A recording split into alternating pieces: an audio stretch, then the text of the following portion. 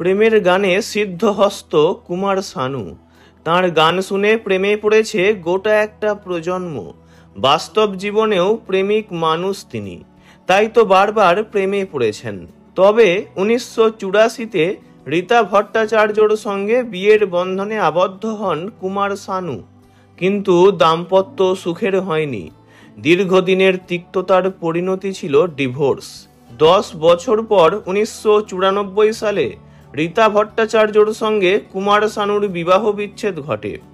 সম্প্রতি এক সাক্ষাৎকারে গায়কের প্রাক্তন স্ত্রী অভিযোগ করেন, যখন ছোট ছেলে জান কুমার শানু তাঁর গর্ভে ছিল, সেই সময় কুমার শানু ও তাঁর পরিবার রীতার উপর প্রচণ্ড নির্যাতন করেছিল। তিনি আরও অভিযোগ করেছেন যে আশিকির সাথে খ্যাতি অর্জনের পরে হঠাৎ করেই স্ত্রীর প্রতি গায়কের আচরণ পুরোপুরি পাল্টে যায়। রীতা ভট্টাচার্য বলেছেন যে কুমার শানু গর্ভাবস্থায় তাঁর উপর নির্যাতন করতেন। রীতা দাবি করেন যে কুমার শানু খুব নিরাপত্তাহীনতায় ভুগতেন এবং স্ত্রীকে বাড়ির বাইরে যেতে দিতেন না। তিনি আরও বলেন, গায়কের বোন তার নিজের স্বামী সন্তান ছেড়ে দাদার সংসারে পড়ে থাকত। শুধু তাই নয়, কুমার শানুর সাথে একই ঘরে ঘুমাতো তাঁর বোন। অন্যদিকে বাচ্চাদের সাথে অন্য ঘরে ঘুমাতেন রীতা। তিনি আরও দাবি করেন যে ভাই বোন দুজনেই তার উপর নির্যাতন করেছেন বারবার।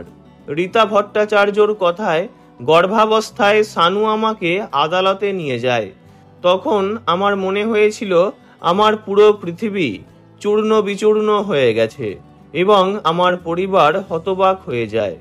সেই সময় তার একটি সম্পর্কও ছিল, যা আজ প্রকাশিত হয়েছে।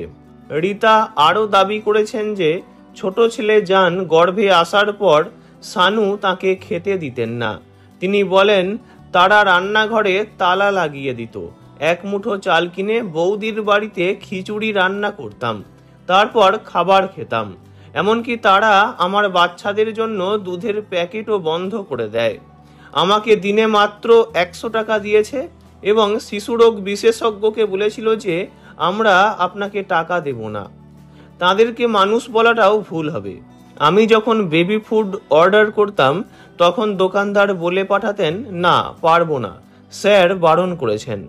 রীতা ও কুমার শানুর কলকাতায় দেখা হয়। প্রথম দেখাতেই প্রেম। এরপর 1984-তে পরিবারের সম্মতি ছাড়াই বিয়ে করেছিলেন তাঁরা, যদিও পরে তাঁদের পরিবার এই বিয়েকে মেনে নেয়। 1994-এ বিচ্ছেদ হওয়ার পর স্ত্রী বা ছেলে মেয়েদের সঙ্গে আর তেমন যোগাযোগ রাখেননি কুমার শানু। একটা সময় শানুর সঙ্গে এক বলিউড নায়িকার ঘনিষ্ঠতার কথা প্রচার হয়। পরে সালোনিকে বিয়ে করেন গায়ক। বর্তমানে তাঁর সঙ্গেই সংসার করছেন। সালোনি ও শানুর 2 কন্যা সন্তান রয়েছে। ভিডিওটি এইটুকুই। বিনোদন জগতের সব রকম খবরাখবর জানতে চ্যানেলটি অবশ্যই সাবস্ক্রাইব করবেন। ধন্যবাদ।